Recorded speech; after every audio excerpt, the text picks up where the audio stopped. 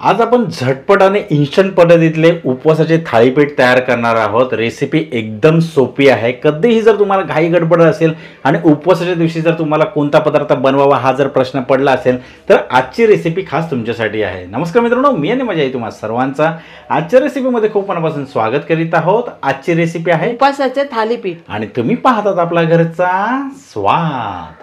तर इथे मी भागीरथीची उपास भाजणी घेतलेली आहे। मित्रांनो, मागच्या रेसिपीमध्ये आपण ऑनलाईन बिग बास्केट मधून भागीरथीचा सुगंधित मोदकाचं पीठ ऑर्डर केलं होतं आणि ते खरंच खूप छान होतं। त्यामुळे आज आपण पुन्हा भागीरथीचे उपवास भाजणी आणि वरीचे तांदूळ सुद्धा ऑर्डर केलेले आहेत आणि याचबरोबर यांच्या रेंजमध्ये राजगिऱ्याचं पीठ, वरीचं पीठ, त्याच्यानंतर शिंगाड्याचं पीठ हे सुद्धा अवेलेबल आहे। तुम्ही नक्की ऑर्डर करा, कारण का ह्यांचे प्रोडक्ट एक नंबर असतात। आणि तुम्हाला जर भागीरथीचे प्रोडक्ट ऑर्डर करायचं असेल तर लिंक आणि संपूर्ण डिटेल्स मी डिस्क्रिप्शन बॉक्स मध्ये मेन्शन केलेली आहे, नक्की चेक करून घ्या। आता यामध्ये जाईल बारीक चिरलेली मिरची, त्यानंतर बारीक चिरलेला कढीपत्ता आणि थोडीशी कोथिंबीर, त्यानंतर जिरं घालूया, उकडलेला बटाट्याचा कीस,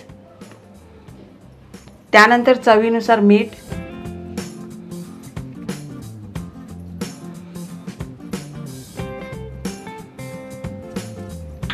आता हे सर्व साहित्य ना आपल्याला मिक्स करून घ्यायचं आहे।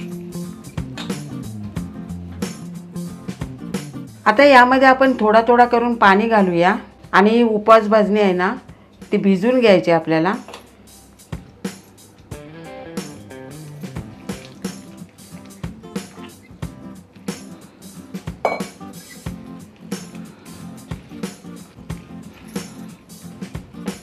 तरी बघा आपली उपास भाजणी भिजून झालेली आहे। तर आता काय करूया, याला बाजूला ठेवूया। 10 मिनिटं आपल्याला मुरवत ठेवायचं आहे।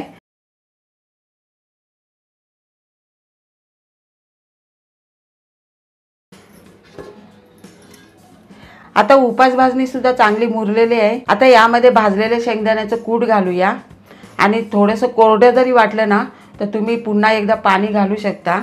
आता हे आपण चांगलं एकजीव करून घेऊया। चला, आता शेंगदाण्याचं कूट सुद्धा मिक्स झालेलं आहे। आता आपण ओला कपडा घेऊया आणि त्यावरती आपण थालीपीठ थापून घेऊया। तर हा बघा मी फडका ओला करून घेतलेला आहे। आता काय करायचं, थोडंसं पीठ घ्यायचं आणि हाताला थोडंसं पाणी घ्यायचं आणि थापून घ्यायचं।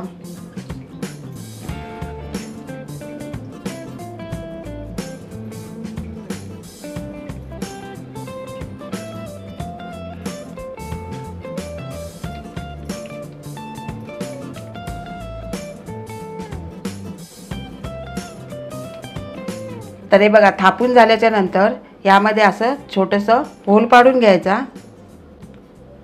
तर इथे बघा मी तवा सुद्धा चांगला तापून घेतलेला आहे। आता यावरती आपण साजूक तूप घालूया।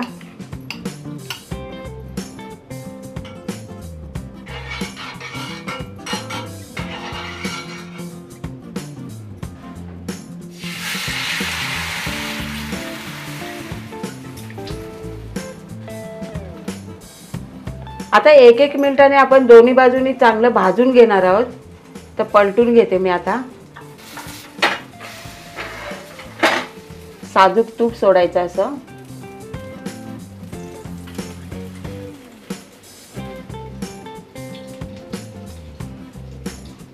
पुन्हा आपण एकदा पलटून घेऊया।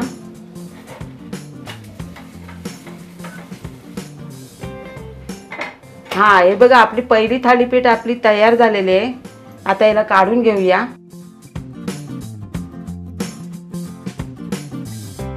हे बघा आपले गरमागरम उपासाचे थालीपीठ तयार झालेले आहेत।